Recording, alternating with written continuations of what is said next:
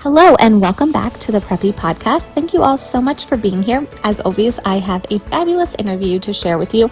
I am talking with Nidhi, who she is one of the founders behind Shore Bags, which actually started from her dad's business, but her and her sister put their own spin on it and took over a few years ago. And I just love what the brand is doing. They make amazing tote bags and handbags with raw materials from their family factory. They're sustainable and ethical, but of course they are preppy as well. So I really enjoyed this conversation about what they're doing to put their own spin on the company. One of those things is their patch bar that you can add patches to the totes on their website.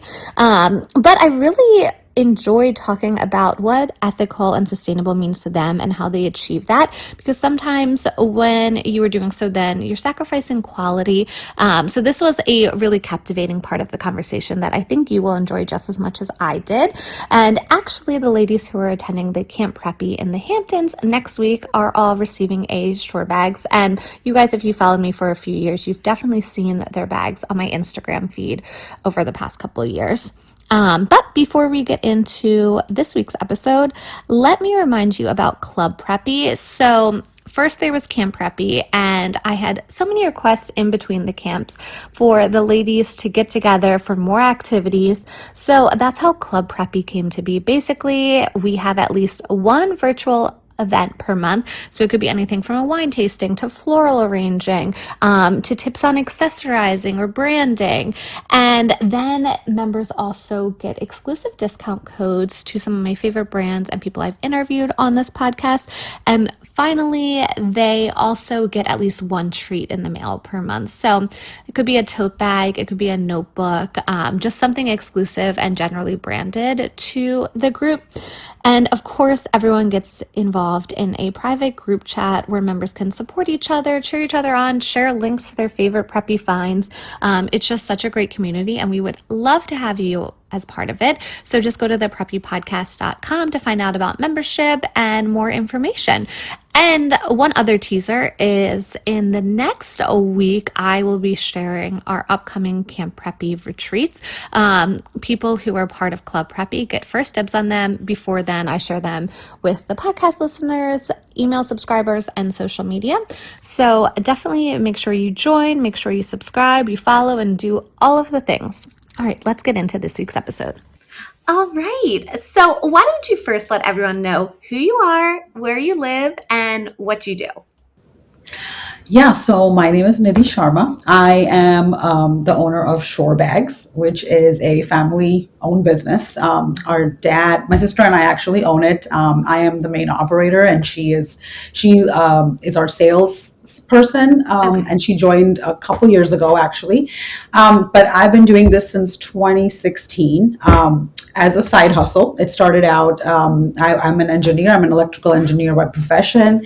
I had a certification job. I was doing what I was supposed to do right out of college, but it's something that we've been around, the business, cotton canvas, our factory. Our dad started it in the 90s. So it was something that was always in the back of my mind, but was never really a plan A until it became more fun, because he was into promotional items. So, when you go to a convention and you get a little tote or a thank you gift. So it was a little bit less interesting than retail ready, really high, top quality, fashionable items, which is what obviously was my interest. So, started Shore Bags in 2016, just kind of, just see where it goes. And then, when we started getting some of our larger clients in 2021 is when I officially quit my job as an engineer and then went full time into Shore Bags. So I've been doing this for about 5 years full time. Okay. And yeah, that's, and it feels really natural because, like I said, it was a medium we were already familiar with and working. You grew up around it, right? Grew up around it, and my cousin owns a factory in India where we make these bags. Okay. So it was a family affair through and through, right? So, there was so many less barriers for us because it was a family business, which is very fortunate. Most people don't have that, because they need to find a source, etc. So for us, it was easier to do that. So it's kind of just morphed into where it is today. I didn't really have a big plan, but it just was, I was having fun with it and we were being successful with it. So here we You were are. putting your own spin on it, which I love.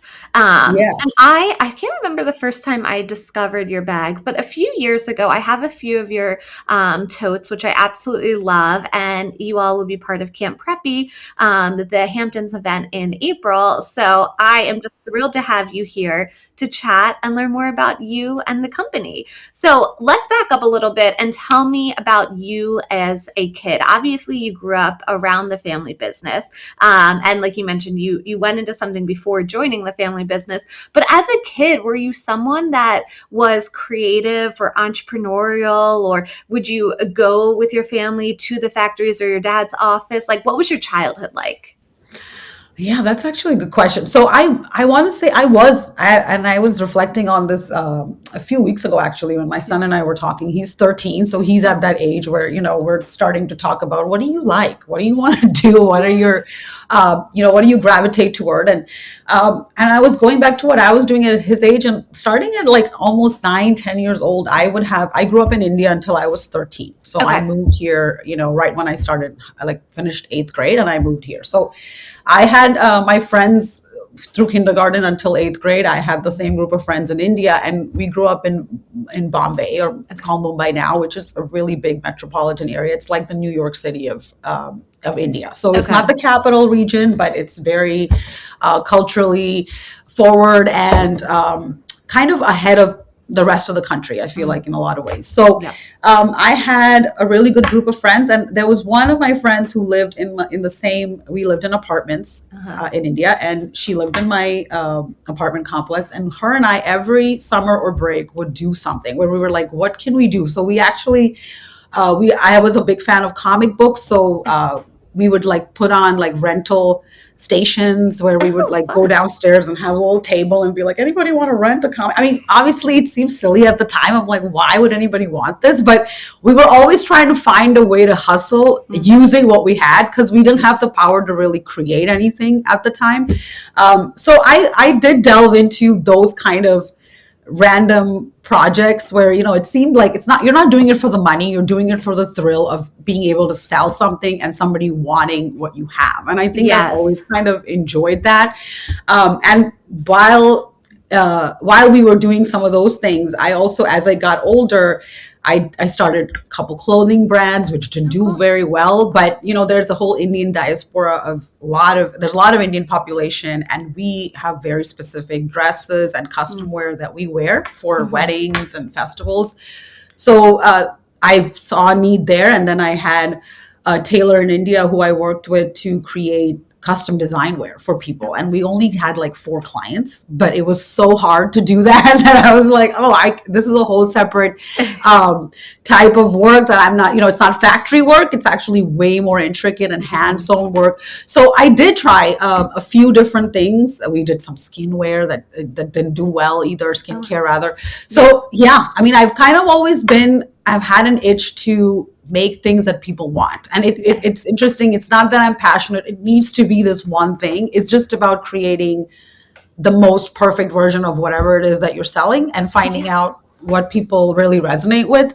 So it has been, I would say, in the DNA somewhere over Yeah.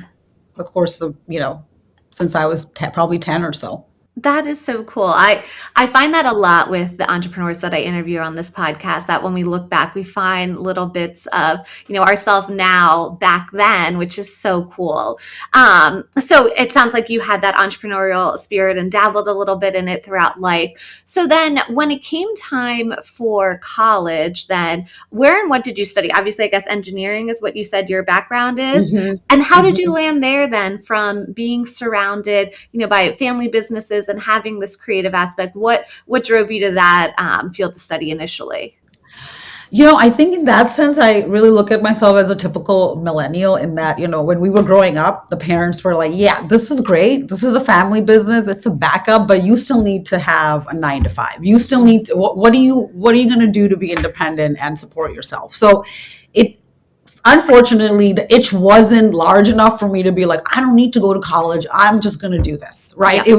It was a question in my mind. I was like, well, maybe one day if I'm successful, I can run my own business. But until then, I still need to sustain myself. So, Mhm. luckily, I was good at a couple different things in school. If I had to do it all over again, actually, I wouldn't have selected engineering. I Oh, was in the interesting. newspaper. I was in the school newspaper. I won several awards for writing. I probably would have gone somewhere in there.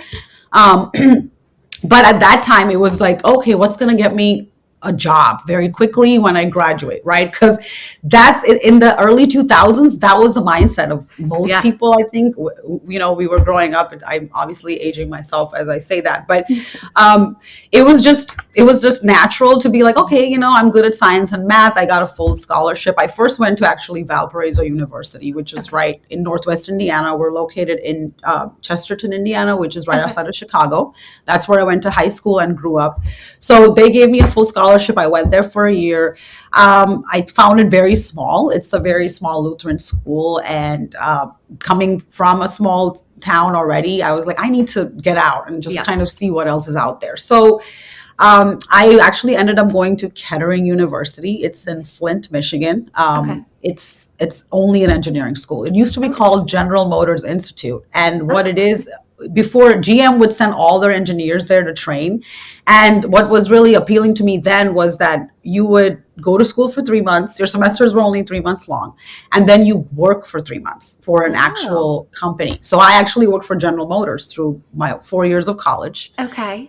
where I was in different positions. So I was a plant manager, or like plant floor supervisor, where I Uh-huh. would work with union workers. Then I would go into the engineering department and try to fix a paint robot. So it was Wow. very interesting. It was like, and I would go to um, different plants. So sometimes in Michigan, sometimes in Fort Wayne, Indiana. So they would move me around.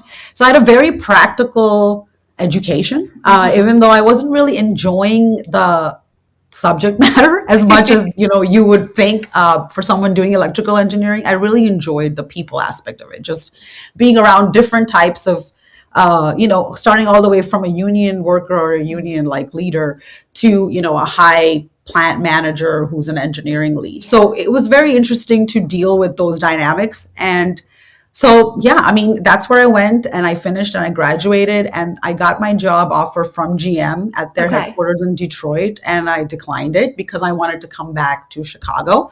So then I ended up at Underwriters Laboratories, which is, if you pick up anything electronic, and you'll see a circle with the letters UL on it. Oh, That's the interesting. company I worked for from Wow. 2017 to 2021 until Okay.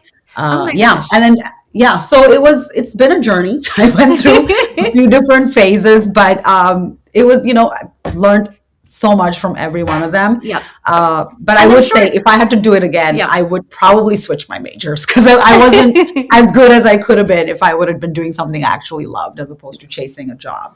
That's true. Well, it sounded like you got great experience then with this Mhm. college and even, with your career, and almost that satisfaction of doing something on your own without your family before joining the business, right? Like Totally, knowing you totally. can and being confident in yourself, I'm sure is invaluable, right?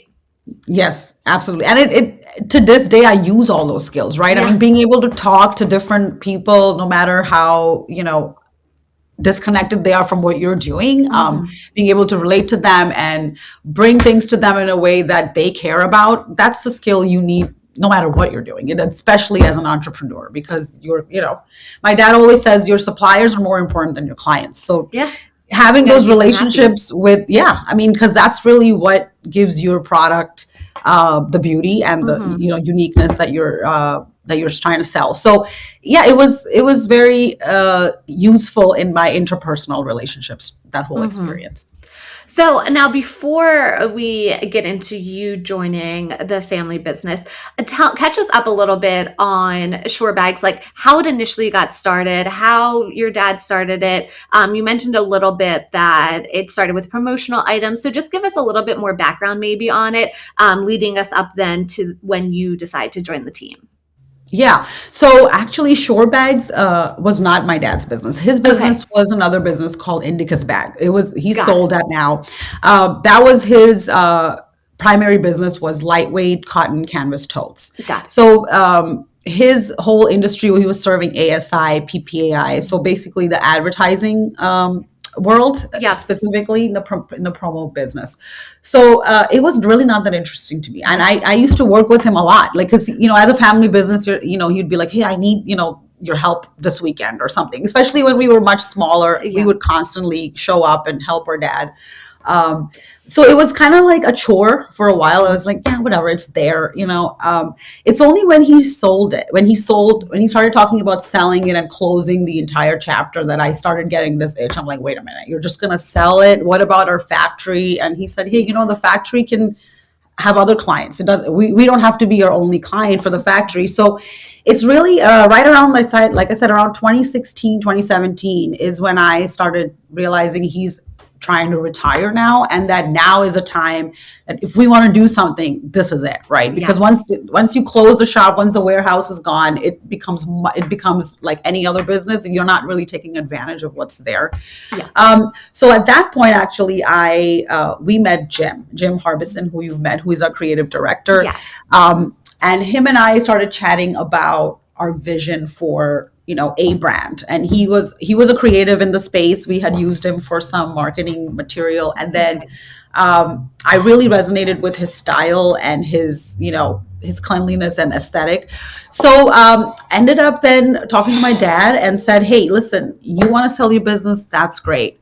We want to actually kind of branch out and do our own thing on the side. And he was like, okay, he really didn't guide us or wasn't a barrier either. He was just Okay. like, hey, you tell me what you need and I'm happy to help, because it was really not his space. Even like, he Yeah. was like, I don't really know how retail works. He's like, I've only worked in advertising and wholesale. This is a whole new beast. You're gonna have to figure that out. I can't really help you. So Yeah. some of it was like learning on the job, but having him give us access to the factory, and then eventually he said, hey, use my warehouse, pay me rent, but Yeah. you don't have to create this whole infrastructure right now. Let's just see Yes. where it goes. So yeah, it literally started out as like, we'll see where it goes. I don't even know if it's gonna last 6 months. And so there was no like giant plan and like, this is our forecast. It was like, we're gonna just throw things at the wall and see what works. Yeah. And that's kind of how it started. And then, soon one became like 5 clients, and then 5 became 50. And I really think for us, the main when we started putting our line together and we got our first set of products in, and we started going to the trade shows, that's what really turned things around for us, because we were like, okay, wow, like people are gravitating. It's not something that's in our head. We are offering something that people are looking for. Yes. And then we dug in, right? Because at that So point, then yeah. we had to take a risk. At that point, we're like, let's Okay. just go in and get everything here, and we'll see where it goes. Yeah. Well, so it sounds like your dad was great as sort of like an advisor. Like he just, when you needed something answered or needed advice on something, it sounded like he was able to guide you. And obviously, on the podcast, I think one of the hardest things people have with starting a business is finding out where to get it manufactured. And so it sounds like you had that, which helped you, but then you had to find what would make it different, what would put your spin on it, and how to get a different type of clients, not advertisers and promotional items. Right. So with then trade shows, you mentioning trade shows, and a lot of guests that I've had on the podcast, we talk about getting into trade shows. Which one did you go to first, and sort of what product assortment did you bring? Like what were your first sets of item that you were bringing to the market? Yeah, those are good questions. So, we got our trade show started at the Atlanta market. So we started, I think 2017 or 18 was the first time we went there. We did the winter show. We had a great show. We had a lot of, for a new business, even having like 15 to 20 leads is like, wow, like, huge.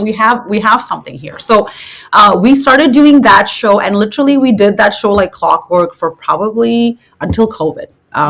We would show up to every winter and fall show for that. And as far as the assortment, so if you're familiar with Shore Bags, we obviously offer some of the silhouettes are very familiar. There are classic totes, or you've seen these other places.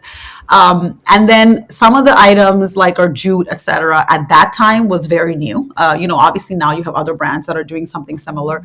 So we literally just took our most natural, ubiquitous sort of evergreen styles with us and put that as the front and center.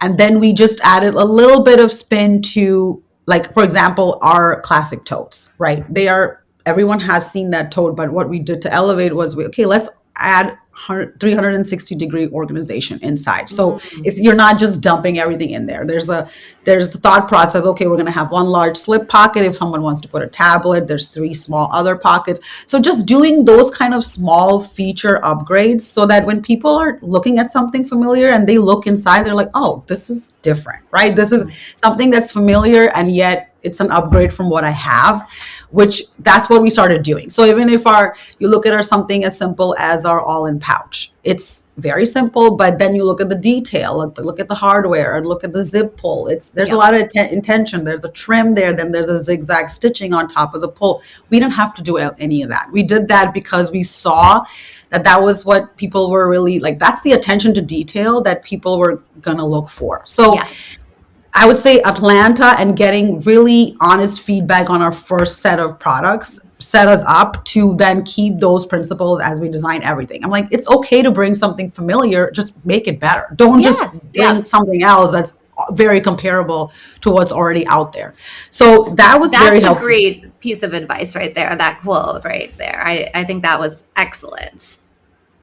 Great. So, so then tell me, first of all, like the name Shore Bags, where did that come from? How did you guys land there? And I assume, while you're going to market, you're also developing a website so that you can sell these products, maybe social media as well. Like, what did the marketing plan sort of look like, and the name? Yeah, great. So Shore Bags, we're in the part of Indiana where we actually have a beach, and people don't know that, right? Because when you say Indiana, people are like, oh, cornfields and landlocked. I'm like, no, there's a northwest part of Indiana right outside of Chicago. So we're only about an hour from downtown. And we have the entire Lake Michigan shore right in our backyard. So every summer we would go there as kids, and it was just very like second nature to us. But we realize that most people don't realize that. And we also can see the downtown Chicago from our town beach, on a really clear summer night. That's how nice and like close we are to Lake Michigan. So that's kind of what influenced us for the name, because we wanted it to be regionally kind of focused in the sense that we wanted to lay the compass there. They're like, we are from this part of the country. We're from the Midwest, but we're also very inspired by the shore, by going to the beach. And then also, like I said, I grew up in Bombay, which was a beach city. I mean, every weekend we would go to the beach. It's an island city. So we resonated with that part of the brand. And then we actually played around with a few different colors, but once we hit that logo with the red and white sail, it was just perfect. Golden. We were like, all right, this is it. We're gonna just go with it. We're not shifting anything else, except maybe we changed around some of our taglines. But essentially, the name is just kind of summarizes where we're from and what we're about. And we're about, that coastal beach vacation life. And whether that happens to be the shore, a lake, a pond, or a pool, like wherever, fun takes you kind of thing. So that's the name. That's where the name comes from. As far as the marketing, again, we threw a lot of things at the wall. And I will say at the time when we were doing it, before 2018, 2019, if you remember, SEO was all the thing. It's been a thing, right? Like throw money and then keywords. And so we did all that. And eventually we ended up at a place where we're like, organic content is the best content, right? So then we kind of, instead of paying for ads, which we saw was not really giving us the returns, and a lot of times I actually find it hard to justify it because you're spending so much money up front. Of course, you're going to get something in return, but how many of those people are repeats? If they're constantly just responding to whatever's in front of them, they're not really your customer, right? You want somebody who keeps coming back to you even when there's all that other noise there. So it kind of was working against us, that whole strategy. I'm like, we're just picking customers right now. We're not picking the right customers, right? So then we kind of backed up, and I'm like, listen, we're going to dial down. We're only going to do 1 or 2 emails a week. I mean, and to this day, we keep to that, right? I mean, there's so many brands who every day they'll hit you with something. And I'm just like, that's just noise. Like, you stop reading it then. You do. You're like, I know here they are again, back in my inbox, spamming me. So our marketing strategy just became more less is more, and always be like pointed at what you're trying to get at. Just telling people you're great is not a good strategy. I'm like, either you have to have something in there for them. Yes, you can message, but have something for them. Hey, try us. Here's Yes. something for you to visit us. So, and it's still, that's what we do. We literally just sit down to this day, every quarter we sit down and make our entire quarter calendar, Yeah. and we pretty much stick to it. I mean, there are things that happen and that we have to change, or hey, our new styles are coming in, but maybe that's going to be another 4 weeks now. So we need to come up with something else. So we'll do our kind of rotating, rolling campaigns. But for the most part, we really like to stick to a schedule and not spend more time or money than needed, which is seems counterintuitive sometimes, right? Because they're like, well, you need to be out there. I'm like, you really don't. You just need to be at the right place at the right time, and then people will come to you. So for me, really, it's been less is more has kind of been my strategy with marketing. And really, it sounds like leaning into your best customers, the customers that are Correct. loyal and they'll come back again, and they'll be your form of advertising, referring you to 100%. their friends. Yes. Yeah. So, I know sustainability is a big part of your brand as well. Can you talk a little bit about that to my audience? Yeah, sure. So, for me, like this whole sustainability, eco-friendly has kind of become like dirty words in the sense that people use them way too much, right? It's just like greenwashing it. Everything is eco-friendly, everything is sustainable. So we kind of like made a decision to really define what it is that we're doing here. And eco-friendly for us means not only just that is the product itself completely clean, it's also about what is it doing for you in the world? Like, is it eliminating another toxic product that you would use instead? Is it making something easier for you? So initially our goal was to only make biodegradable products, right? Which we did stick with almost until 2 years ago, until we established our Big Sur collection, which has been like very popular. And that's completely a waterproof brand. It's PVC, and that's not biodegradable, obviously. But it is also, when we were trying to sell our canvas as waterproof, that doesn't work, because now you're creating the product isn't made for that. You're using the product in a way that's wearing it down, right? Because now you have to clean it more. You can't really wash it. It gets moldy. So we said, it also eco-friendly also means being smart about what products you're using. Yeah. So we decided to take that turn, and we said, listen, for us, eco-friendly is like I said, elimination of single-use plastics, trying to limit the amount of toxicity that you're putting in the process, and what are you like exposing your people to. So sustainability to me goes with that, in the sense that we wanted to create an environment of manufacturing and supply chain that is both eco-friendly and sustainable, which means we can keep repeating it, and the people who work for us are there because we treat them well. They're part of the community, and that's a big part of our brand ethos, right? Even to this day, like in our factory, we have about 300 workers, and I would say last time I checked, almost 70% of them have been with us for over 10 years. That's amazing. Yeah. That's very hard to find in a manufacturing environment, especially in a developing country like India, where you have so much turnover and people just leave. So our goal was that's the part of sustainability that I really resonate with. I'm like, we want to create a community and a process where it's fixed, predictable, and we're doing good for other people in our supply chain besides just making a great product.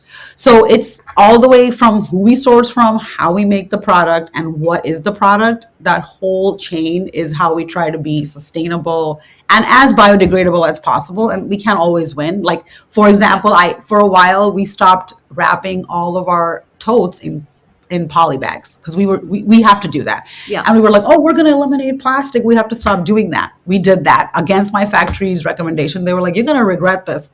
We went through it, and then sure enough, when we got all our bags, they were, they had mold on them, some of them, because they've been sitting on a boat for Mm. 45 days with Yes. moisture, etc. So we had to like come to reality, like you can't say these things. You Yeah. can't say I'm never going to touch plastic or use plastic. You just have to say that that's your center. You're always trying to reduce and eliminate as much as possible, but you can't completely negate it. And Yeah. as long as you're honest about it, I think people understand it. And that's what we're doing. And we're constantly trying to improve our processes as well. Like when we first came out with the PVC, it was very weird, like the material, because we were trying to be like, let's try to be as clean as possible. We'll find the best source. And we did, but then it smelled all weird, right? And so then Yeah. like people are opening their bags and they're like, it's a great product, but it smells funky. I'm like, uh-oh, that's not gonna work. So then we had to completely switch over to another factory that also doesn't use toxins, but is not as smelly. Maybe it's not as thick. So it's a process. As long Yep. as you're constantly trying to do better Mhm. and your heart is in the right place, which is what we're trying to do, I think that we consider ourselves a sustainable and eco-friendly brand. Yes. No, it sounds like everything is done really intentionally. And I think that's important too, is it's done with intention. So for someone listening who might not be familiar with store bags yet, can you let us know your best seller and then what your current favorite is? Ooh, okay. Well, that's going to be tricky because my current favorite is not even out yet. Oh, a little sneak peek then. A little sneak peek. I'll show you that. So I think our best sellers have right now, I would say, are depending on who the buyer is. So our B2B is a separate, our wholesaler friends or Yep. our companies that buy from us. They are looking, our natural colorways are always the most popular because it's kind of like gives them a blank canvas, right? Yeah. So just like our mini tote, but it's going to be all natural with the natural trims. Our wine bag is going to be all natural. Our medium and large totes, those are by far branding favorites. So Yeah. anybody who wants to really get their branding out will use those bags. As far as the direct to consumer or our retail clients, they love color. So that's actually the opposite of my wholesalers, where I sell a lot of bright colors, whether it's our large classics or our big sours. I've constantly been a bestseller embroidering them. They look very significant. So yeah, I think I would say our classics, our big sour. My personal favorite, and actually everyone around here, I would say Jim would agree with this as well, is the utility tote, which is our 24 ounce. It's a very cute, kind of a crossbody, and you can kind of take off the shoulder strap and it becomes a wrist bag. It's very pretty. That's my personal favorite. And then right now I'm going to show you this. So Ooh, this is our Avalon. It's so a very pretty. it's very cute. It's got a little pocket in there. That's it. Yes. So classic and preppy. It really is. And then you can Mhm. just kind of throw a monogram or something on it. It would look just gorgeous. This is currently my favorite. It fits my laptop. It fits so much in here, even though it's so small. And this is actually one of our only 24 ounce dyed totes. We're coming out with this summer, Okay. because usually, this is probably too much information, but just No, so you let's hear it. canvas gets softer as you dye it. So, if you look at anything natural, it'll always stand up on its own. It'll have a lot of structural integrity. Yep. You can use that same weight canvas, and when you dye it into a navy or a black, it will soften because the canvas just absorbs all the dye. Okay. So even though it's the same thickness, it looks like not as significant just because it's dyed. So Yeah. we were hearing that a lot from our customers. They're like, well, why is your dye different? I'm like, it's not. It's literally the same. It's 20 ounce, but I get what you're saying. So this is kind of for the people who want that structure, but they don't want to just go plain canvas. Yes. The 24 ounce lets us do that, where it's a significant enough material to do things to it without needing any support or inserts or anything like that. So, yeah, so I'm very excited about this line. This one comes in two different sizes, and I feel like that compares to our Carmel tote, which is another popular bag. That is also one of my favorites from our line. Oh my gosh, that is such a classic, like preppy, amazing tote bag that you just showed us. I'm excited for that. Now, I was looking on your website and I noticed you have a patch bar, which I believe is pretty new because I don't remember seeing it a few months ago. And I'm so into things that can be personalized, that can be a little whimsy. You can put your own spin on it. So can you tell us a little bit about that? Like how it works, how many patches you can put on, what the turnaround to get those is? Yeah, so that's patches are all the craze right now, and we actually got into it because I don't know if you saw this, but we supplied the Kelly Clarkson show this year with Oh, all their guest gift bags. So when any celebrity that comes on her show, they give them like a goodie bag, and they actually chose a shore bag. So we printed and customized that utility tote that I was talking about before. They actually did that in a black color and their print on it. So when she brought us on their show, she's the one who started talking about patches while we were on air. So it was kind of a natural way for us to be like, let's lean on this and just kind of go with it, because so yes. many of our customers are doing that as well, like our wholesale customers. So we're not trying to compete with our wholesale audience. They're just so much better at the stuff than we are. But we just wanted to give our retail customers an opportunity to design something. So we have actually a whole separate product now on our website. It's right now we're only offering it on our medium totes, Okay. but there's 4 predetermined locations that you can select what you want. So whether you want a theme, maybe you're an outdoorsy person, or maybe you're a reader, or so we've tried to stay in certain themes so that you can pick patches that speak to you. Okay. And then we also have the ability to add a monogram on top of that, so you can further embroider it. So it's all just part of that one single product. You just look for it, just call it, it's called the patch tote. You go on our website and you find it, and you just design it there. And turnaround, usually it took a little bit longer in the beginning because we were waiting for our patches to get it, and we actually got a couple orders. We're like, oh, we don't even have the patches yet, so let's wait for that. But now we are all stocked, and I think right now we're at less than a week of turnaround Wow. to ship. So it's it's a great gift. It's a great gifting item, and of course, even gift yourself something. I mean, I'm like, we always start thinking about other people. Sometimes you're like, I'm gonna do this for me. So it's a great way to just buy yourself something neat and It would make unique. a great Mother's Day gift too, I feel like. Absolutely. And Right. Mother's Day, everybody needs to buy their mom something. So put it in the bag and give it to her. I love that.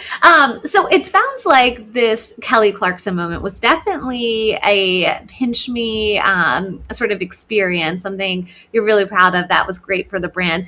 Any other pinch me moments or things you're really proud of or were really exciting that you were able to do with the brand? Yeah, so we've been on Good Morning America for deals and steals a few times. That's always exciting. I mean, we're not on there, but just seeing our bags there, and Yes. just and seeing people want something that we are selling by the hundreds is just great, because Mhm. it's just a validation of that we're doing something right. We also were in QVC actually, and that's really what made me quit my job in 2021. Is Wow. we got a really nice size order with QVC. We don't work with them anymore because they're almost too large for us. And the business the Our business relationship kind of evolved in a way where it was better for us to not work together. Sometimes Yeah. you have to make those decisions, but that was a real pinch me moment. That was the first time where we were on TV, right? Like, I know nobody watches QVC, but we were at that time, Yeah. and going on there multiple times trying to sell with the host was very exciting. So I think that really what started it, where we're like, oh, okay, this is something people are interested in enough to want to, watch on television. Because my dad was like, who's going to want to know about tote bags? I'm like, you'll be surprised. Yes. People, bags are all the things. So that was definitely, anytime, even now, like we always pitching to GMA and Mhm. other partners.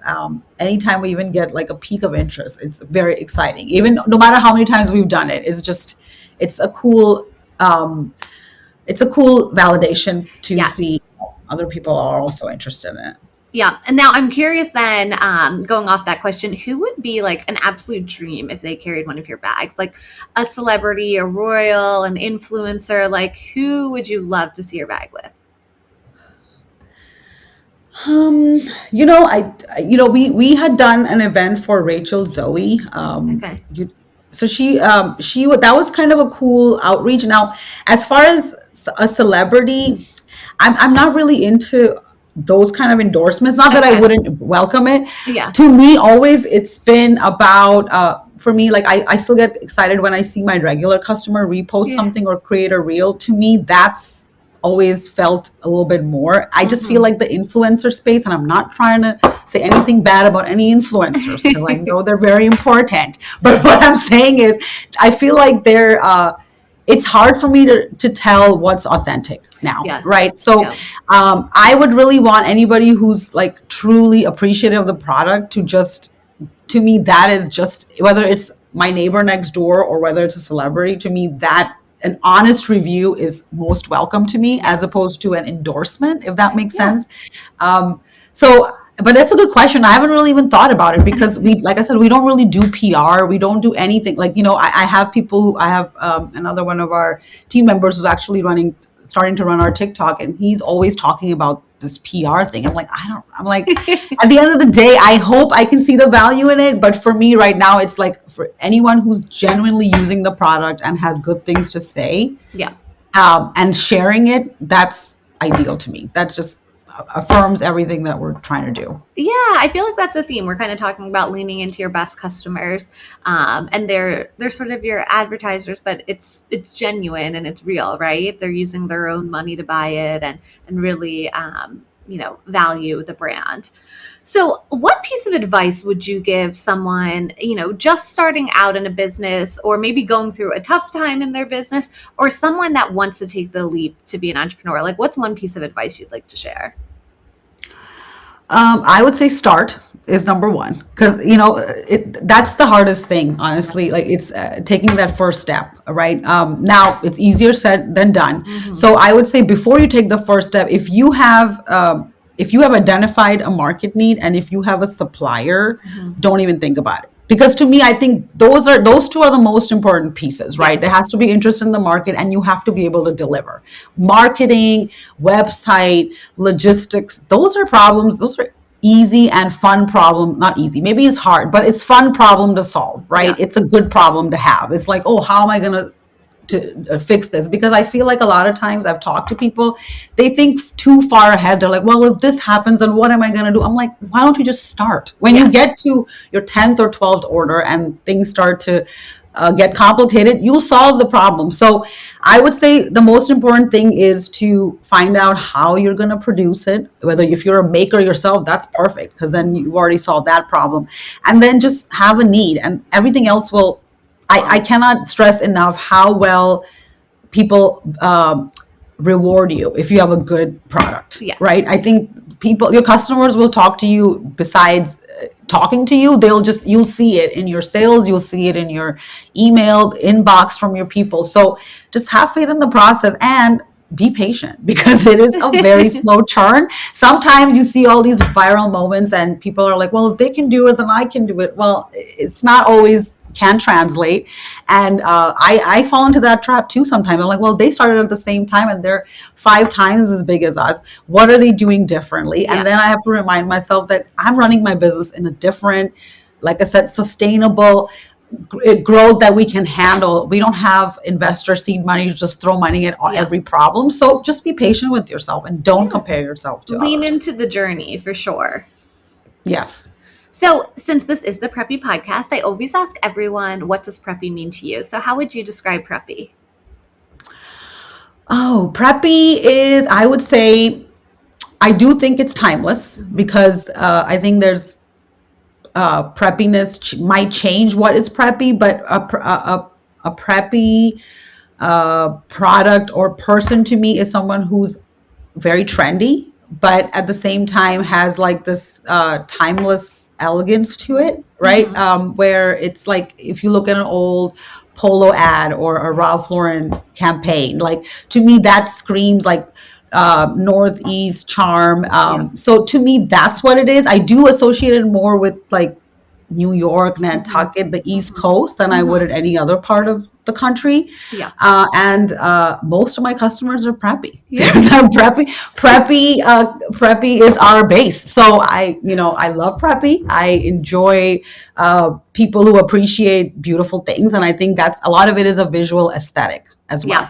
That's a great answer. I definitely think, a coastal lifestyle. I think your bags, they're all preppy for sure. So it's wonderful. Great. So my final question is, where can people find you? Let them know your website, social media handle so they can shop, support, and follow along.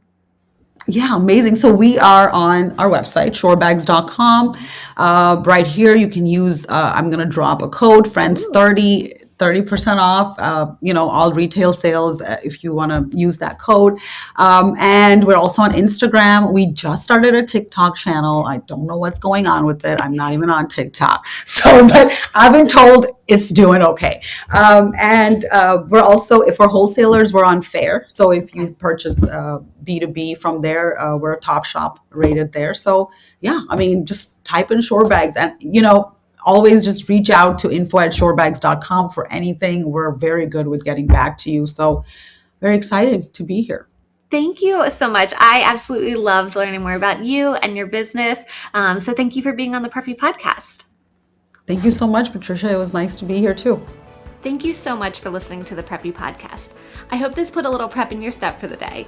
Please subscribe, rate, and review on wherever you listen to your podcast, and follow along with @the Preppy Podcast on social media.